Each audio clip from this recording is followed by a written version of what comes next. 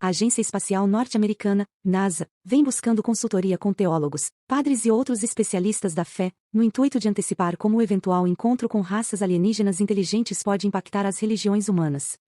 De acordo com uma matéria veiculada no jornal britânico The Times, 24 especialistas entre padres católicos, pastores evangélicos, budistas, muçulmanos, hinduístas e até alguns representantes de religiões africanas estão participando de uma pesquisa veiculada pela agência. A ideia é estipular maneiras sobre como as religiões podem se preparar para um encontro de terceiro grau, que pode vir a desafiar algumas doutrinas de fé. Eu estou pesquisando e escrevendo um estudo sobre os principais tópicos da fé cristã, o que muitas vezes é referido como a teologia sistemática do ponto de vista de outros lugares do universo, disse Andrew Davidson, pesquisador da teologia cristã pela Universidade de Cambridge, doutor em bioquímica pela instituição e um dos especialistas consultados. Estou pensando nisso levando em consideração as doutrinas que falam sobre a criação, pecado, a pessoa e o trabalho de Jesus Cristo, redenção, revelação, escatologia e assim por diante, ele comentou. Segundo Davidson, que tem um livro sobre a relação da fé e da vida extraterrestre para sair em 2022, diante de um encontro com aliens, a maioria das pessoas buscaria direcionamento em sua fé. Uma outra pesquisa publicada em 2017 afirma que pessoas que não têm uma grande aderência a qualquer religião específica, mas que trazem um senso de espiritualidade próprio, são as mais propensas a acreditar na existência de uma raça alienígena. A pesquisa estabelece que a crença pela fé e a crença na vida extraterrestre podem partir do mesmo impulso humano de encontrar significado. A pesquisa é fruto de uma parceria entre a NASA e os teólogos do Centro de Pesquisas Teológicas, CTI, localizado em Nova Jersey, Estados Unidos. Segundo o diretor do centro, Wilson Torrar, a expectativa é a de que ela gere trabalho acadêmico sério sendo publicado em jornais e livros. Roger, when I was a teenager back in the 1970s, I remember a song that came out talking about the age of Aquarius. And since then, we've seen the development of the New Age, and I wondered if back when you were involved in spirit worship, if they talked about New Age at all. Oh, yes. It was a big thing that was coming up. One of the major deceptions of the last days. And the priest told us, we talked quite a while, and then he said, could I have a little bit more? Your time I want to do something very fascinating. He says the grand plan, the master's grand plan for harvesting the nations, for harvesting the multitudes of the earth into his cause, just before the close of the great controversy between the forces of good and evil. So we continued, after we expressed ourselves that we're deeply interested to know more about the activities of spirits. And he said it's going to be done in a unique manner. This grand plan is going to take people are going to eat the stuff. Because he says spirits, demon spirits, will declare themselves to be inhabitants of far distant planets in the galaxies that are coming to warn the inhabitants of planet Earth of the impending destruction of the planet unless something seriously proper is done to avoid it. And he went on saying that they will claim to have out-of-body experiences. Are you familiar with out-of-body experiences? I've read about that. In other words, projection. Yes, right. Goes into different parts of the world and sees things and come back, and then they write all about it. I've heard of that. So, due to the fact that the millions of the earth people believe in people having an immortal soul, this is readily accepted when the spirits will, through a trance medium, converse with influential people of the land, you see. Now, what is a trance medium? It's a channeler today. What is known today as a channeler? Channeler, yeah. Okay. Shirley MacLaine's experience of getting involved with spiritism and with the supposed inhabitants of far distant planets in the galaxies, I taped the whole thing in 3 hours. And you were hearing the fulfillment of what this high priest had said 45 years ago. Yeah, exactly. So he went on explaining about the fact that the spirits will show themselves willing to give valuable guidance that will not only help people avoid the destruction of the planet, but it would cause them to enter into a higher state of existence.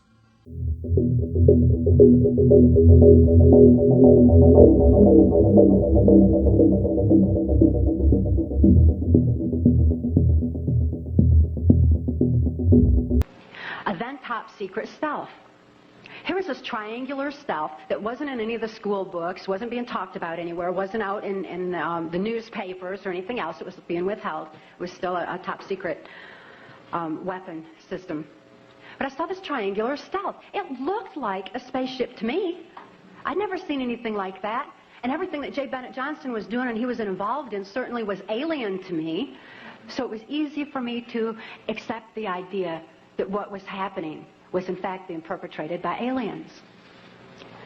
I'm not saying that there's no such thing as aliens. That would be foolish of me to even say anything like that at all.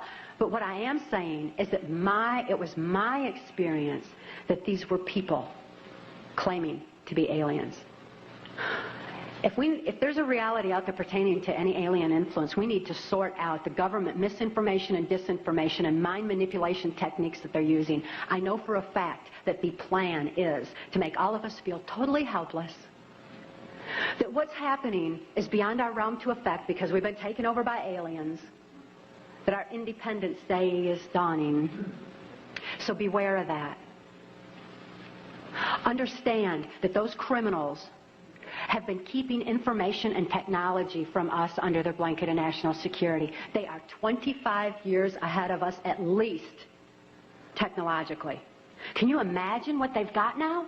25 years ahead? What's happened that you're aware of in the last 25 years? Microwave ovens, we've got computerization, and they've had access to all of that to continue their own advancements. They're way ahead. So when they say, it's aliens, and they show us some incredible technology, don't fall into the trap of feeling totally helpless, that this is beyond our realm to affect. Superstition begins where knowledge leaves off. And they have been keeping knowledge from us for a long time.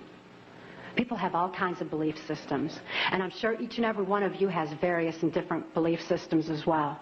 Regardless of what your belief system is, it is imperative that you know that these criminals are people. They are within our realm to affect. They need to be held accountable for their actions and their crimes against humanity.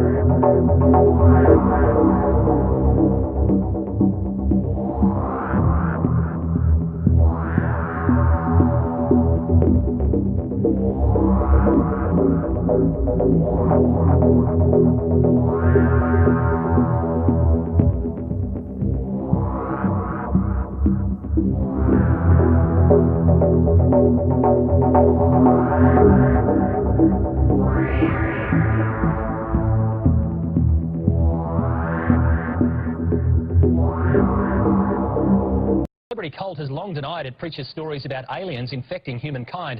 But tonight, in a world exclusive, you'll hear Scientology founder L. Ron Hubbard explaining the story of Xenu the alien in his own words. Ryan Seymour has the story. And they had elected a fellow by the name of Xenu, could be spelled X-E-N-U, to the supreme ruler, and they were about to elect him. It's been Scientology's most fiercely guarded secret. There is a base on this planet, and it is so shredded away as to be hardly recognizable. This audio tape was recorded in 1968 as Scientology founder L. Ron Hubbard gave a lecture to the faithful. Is there a God? There is the agreement that there is a supreme being, yeah. Kate Sobrano's parents raised her from birth as a Scientologist. She's an operating thetan level 7, the same level as John Travolta and James Packer. Yet it's believed only about 10%.